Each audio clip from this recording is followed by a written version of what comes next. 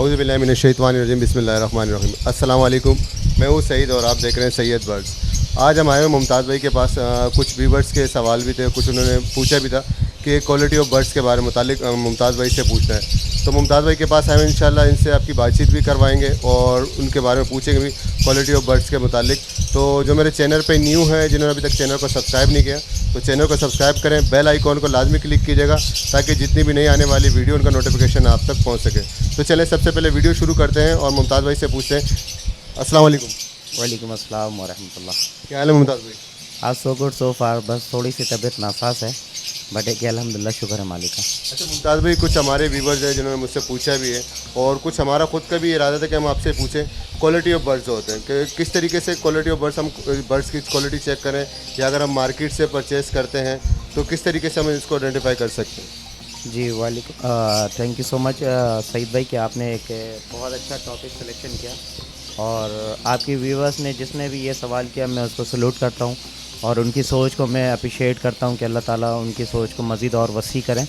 और एक बहुत नाउडेज़ ये मार्केट के अंदर बहुत ज़्यादा हॉट टॉपिक भी है और हॉट डिमांडेबल भी है कि क्वालिटी ऑफ बर्ड्स, कि किस तरीके से हम क्वालिटी बर्ड्स को रिकगनाइज़ करें, फाइंड आउट करें और किस तरीके से अपने शेड को अपग्रेड करें क्वालिटी बर्ड्स के लिहाज से। तो आज मैं आपको कुछ ऐसे पॉइंट बताऊंगा क्वालिटी ऑफ बर्ड्स के हवाले से जो आपके जितने भी व्यूअर्स हैं उनके तमाम तक कॉन्सेप्ट क्लियर हो जाएगा इंशाल्लाह, अल्लाह ने चाहा तो। चलिए सबसे पहले तो मुझे ये बताएं, जैसे हमने कोई बर्ड्स ख़रीदना है तो उसकी क्वालिटी का किस तरीके से चेक किया जाता है। अच्छा सईद भाई, मैं आपको इन सारी फीचर बताने से पहले मैं आपको एक थोड़ा सा अपडेट करता चलूँ। देखिए, आपके तमाम तर व्यूअर्स को मैं ये कहूँगा, या जो भी शख्स है जो भी इस फील्ड्स में आना चाहता है, तो सबसे पहले आप कोशिश करें कि कोई भी एक ऐसे ग्रुप को ज्वाइन करो, कोई भी एक ऐसे बर्ड्स के ग्रुप्स के अंदर आप वाबस्ता हो जिसको आपके अंदर हाउ टू नो सिखाए। फॉर एग्ज़ाम्पल अभी रिसेंटली एक न्यूज़ अपडेट मैं आपको करता चलूँ और बल्कि मीडियाज़ में ये बात आ चुकी है कि लबर्ड ऑफ सोसाइटी ऑफ पाकिस्तान, जो पाकिस्तान के रिनॉन सोसाइटी है इस वक्त, जो एक अच्छे लेवल के ऊपर काम कर रहे हैं, बर्ड्स को प्रमोट्स करना, बर्ड्स को हाउ टू नो सिखाना, बर्ड्स के जिसके हवाले से बताना, इवन दो के बर्ड्स की स्टैंडर्ड ऑफ क्वालिटी क्या होती है, ईच एंड एवरीथिंग वहाँ पर बताया जाता है। तो मैं आपके व्यूवर्स को यही मशवरा दूंगा कि इस तरह सोसाइटी को ज्वाइन करें, हाँ वो कोई से भी सोसाइटी हो, उसको ज्वाइन करने से आपको बेनिफिट ये होगा कि आपको वहाँ पर ना सीखने को मौका मिलेगा। देखिए, लर्निंग प्रोसेस कभी भी ख़त्म नहीं होता है। आप भले से जिस काबिल हो जाएं या सीनियर हो जाएं, कुछ ना कुछ ऐसा पॉइंट हो जाता है जो आप मिस कर जाते हैं। तो आप इन सोसाइटी को ज्वाइन करने से ये फ़ायदा है कि आप जब इनकी शो होती हैं, अभी अगस्त के अंदर एक शो होने वाला है कराची के अंदर, अल्हम्दुलिल्लाह सुम्मा अल्हम्दुलिल्लाह, कराची के अंदर एक शो होने वाला लबर्ड of society of Pakistan LSP का। तो उस शो के अंदर पार्टिसिपेट करें तो आपको पता चलेगा कि मैं किस लेवल में खड़ा हूँ। आपको रिकग्नाइज़ होगा कि मेरा बर्ड्स की क्वालिटी कहाँ पर खड़ी हुई है। वहाँ पर डिफरेंट ब्रीडर आते हैं, डिफरेंट जज आएंगे, यहाँ तक कि फॉरेनर्स जज आते हैं और बड़े बड़े जज आएंगे आपके पास, बड़े बड़े ब्रीडर आएंगे, अपने अपने शो क्लास बर्ड लेके आएंगे।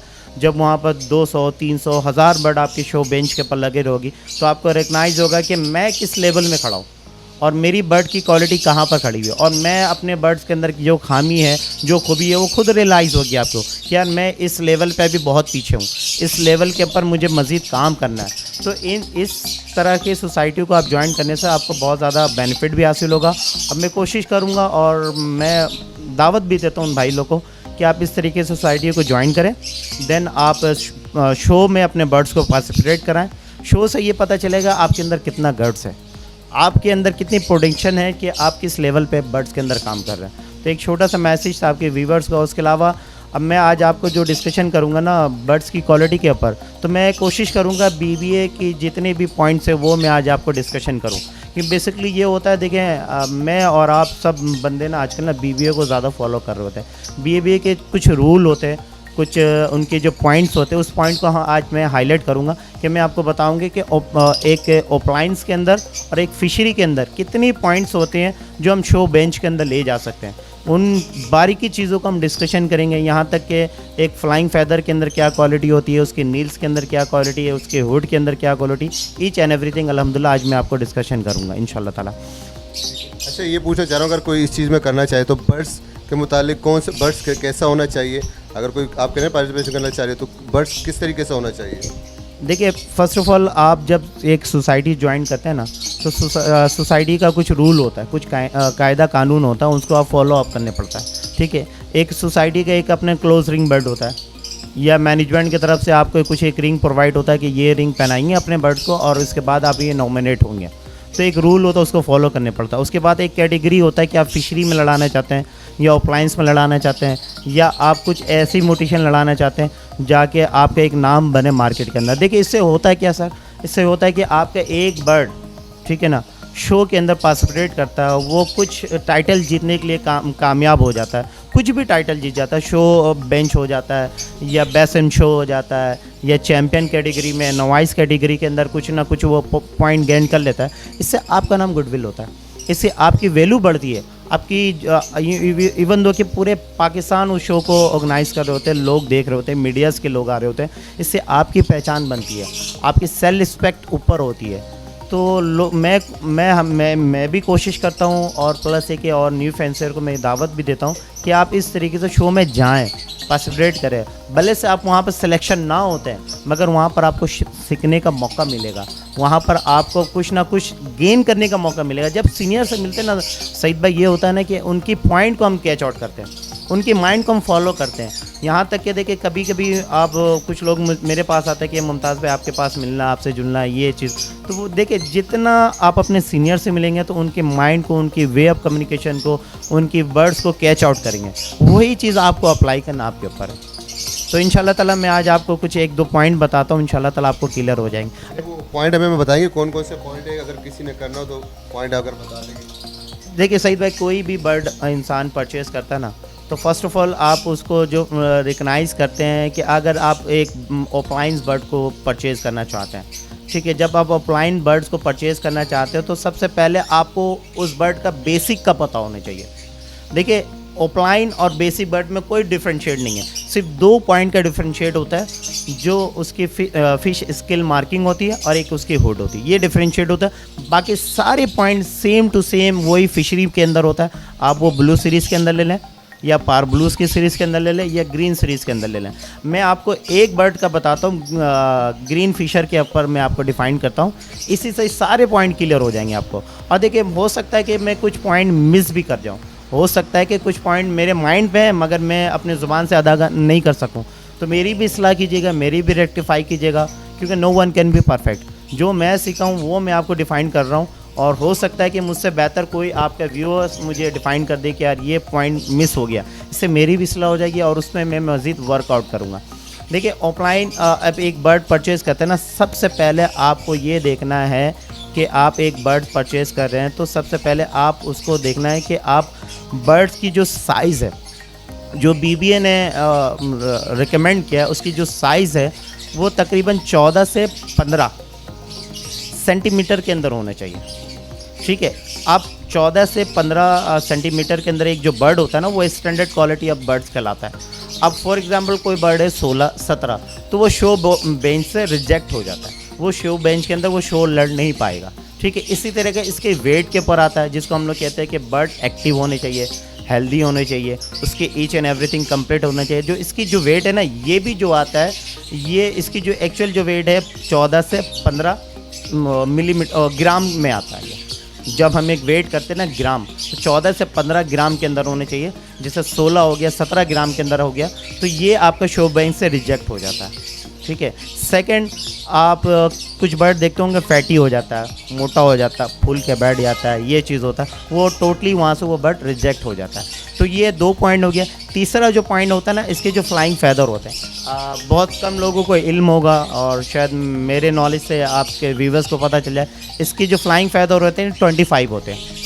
25 फ्लाइंग फैदर बहुत इंपॉर्टेंट होती है किसी भी शो बेंच के अंदर। आप अपने बर्ड्स को पार्टिसिपेट करते हैं ना, 25 फ्लाइंग फैदर का उसकी जो होती है ना 25 होते हैं। ना उसके अंदर कोई फ्लाइंग फैदर आपका टूटा हुआ हो, ना आपके उसके अंदर कोई ऐसा आपका फ्लाइंग फैदर कोई ऊपर हो, कोई नीचे हो, कोई मिस हुआ वो ना नहीं होना चाहिए।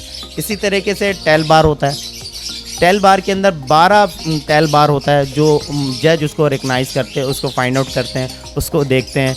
आप इसके अंदर कुछ कलर कॉम्बिनेशन होता है, जिसमें से 2 फ्लाइंग फैदर ऐसा होता है, जब ग्रीन बर्ड है तो ग्रीन कलर का होगा, बाकी कुछ रेड ब्लू वगैरह ग्रीन के अंदर मिक्स होता है, तो उसका जो पॉइंट है वो 12 है, ठीक है। देन इसी तरीके से इसकी जो एक और जो इम्पोर्टेंट सी होती है उसकी नील, उसकी फेड। देखिए नील की कलर जो होती है उसकी dark green, dark grey colour की होती है।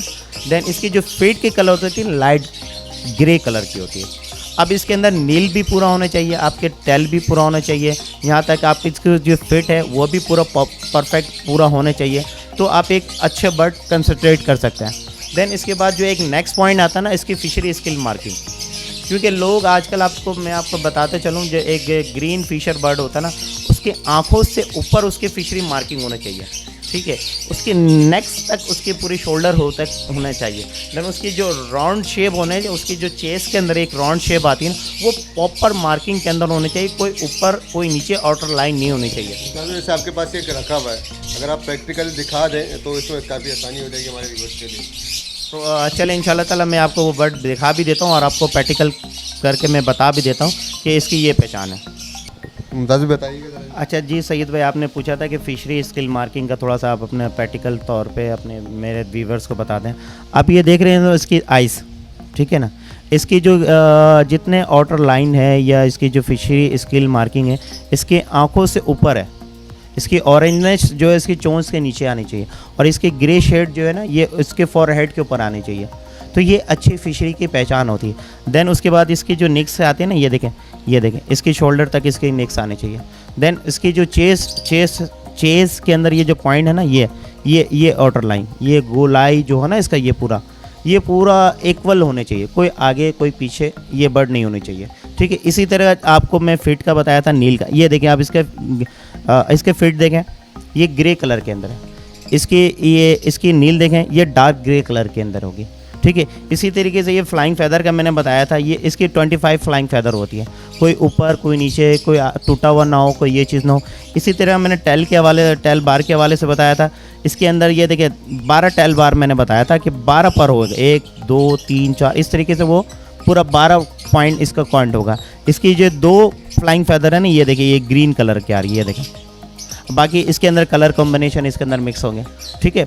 इसी तरीके से इसके मैं साइज़ का मैंने आपको बताया था, साइज़ के अंदर ये 14 से 15 सेंटीमीटर के अंदर होनी चाहिए, ठीक है। इसकी जो वेट होगी, इसकी जो वेट है 14 से 15 ग्राम के अंदर होनी चाहिए बर्ड, ठीक है। देन उसके बाद एक चीज़ और मैं बहुत इंपॉर्टेंट पॉइंट आपको डिस्कशन करूं, इसकी जो हुड है ना, ये जो हुड आपको नज़र आ रहा है, कुछ लोग कहते हैं कि रेड हुड चाहिए।